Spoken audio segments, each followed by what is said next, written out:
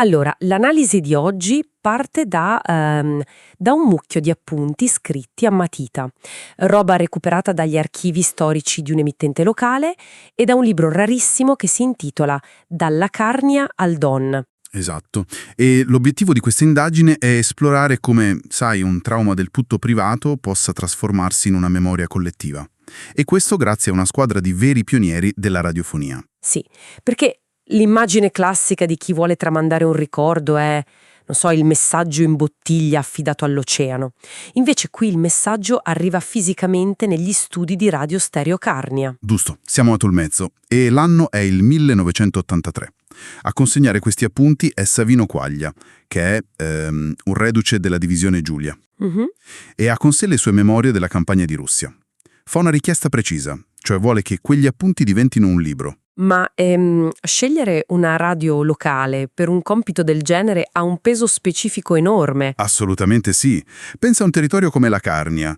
In quegli anni quell'emittente funzionava praticamente come una piazza amplificata. Certo, quindi affidare i ricordi a loro significava metterli nelle mani della comunità, persone che conoscevano intimamente la geografia emotiva di quelle valli. Però c'è un rischio enorme in queste operazioni. Ah, l'ego di chi poi va a rielaborare il testo, immagino. Esatto, cioè passare da frammenti sparsi a un libro compiuto. Rischi di trasformare l'esperienza ruvida di un reduce in un romanzo patinato, no? Chiaro. Il pericolo di cancellare la vera voce di Savino Quaglia. Proprio quello, sotto lo stile del professionista incaricato di scriverlo. Ma è qui che entra in gioco la squadra, perché gli appunti da soli non bastano. Entrano in scena i nostri 4 protagonisti, cioè Cesare Gobbo, Luciano Romano, Giole De Crignis e Anna Maria Cappello. E partiamo da Luciano Romano. Lui è il giornalista della radio a cui viene affidato il lavoro. Come ha fatto a mantenere l'autenticità di Quaglia? Guarda, evita il rischio con un metodo, direi, chirurgico. Non si mette a correggere la sintassi o ad abbellire, sceglie l'ascolto. In che senso? Nel senso che registra su un nastro ore e ore di interviste con Quaglia.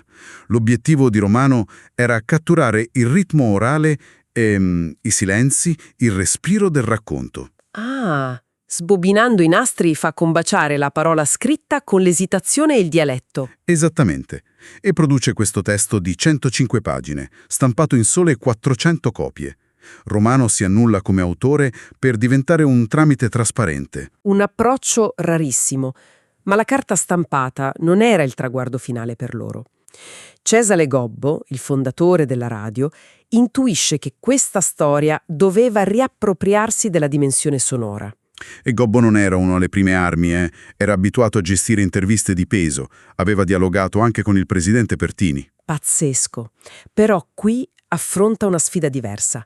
Decide di creare un vero e proprio radiodramma dal vivo. Fa leggere il testo al figlio di Luciano Romano, che presta la voce a Quaglia, mentre lui... Mentre lui si chiude in regia. E la meccanica di quella regia è affascinante. Nel 1983, senza computer, Cesare Gobbo faceva partire a mano spari e razzi Katiuscia. Sì, tutto dai dischi in vinile professionali. È come suonare uno strumento senza spartito. Un errore di una frazione di secondo nel calare la puntina sul disco o un volume sbagliato e l'illusione drammatica sarebbe crollata in diretta. Un vero azzardo tecnico. Richiede una sincronizzazione perfetta tra il respiro di chi recita e la mano di chi sta al mixer. Ma è proprio questa fragilità a creare un'immersione totale per chi ascolta. E il culmine di questo lavoro è l'evento di presentazione del libro. Un evento che trasforma lo studio in un palcoscenico vibrante, sorretto da Giole De Crignis. Che era la vera anima culturale dell'emittente. Giole De Crignis ideava le iniziative, costruiva l'atmosfera. E al suo fianco c'era Anna Maria Cappello, la voce storica della radio. Che tra l'altro era una poetessa, rientrata in Carnia dopo importanti collaborazioni a Milano. Esatto. Insieme Giole De Crignis e Anna Maria Cappello non si limitano a presentare un palinsesto, creano il contenitore umano capace di accogliere un testo così denso. Trasformando un progetto editoriale in un momento di pura coesione. Insomma, questo dimostra che il materiale di partenza da solo non basta mai. Mai. Senza l'intuizione di Cesare Gobbo, il rigore di Luciano Romano e la cura di Giole De Crignis e Anna Maria Cappello, i ricordi di Savino Quaglia sarebbero rimasti muti in un cassetto. Loro 4 hanno costruito l'infrastruttura per far viaggiare quelle parole. Hanno agito da amplificatori di un pezzo di storia. E questo, sai, apre una riflessione interessante sull'oggi. A cosa stavi pensando? Oggi affidiamo le memorie a un oceano digitale sconfinato, no? Pubblicando frammenti continui sui social network.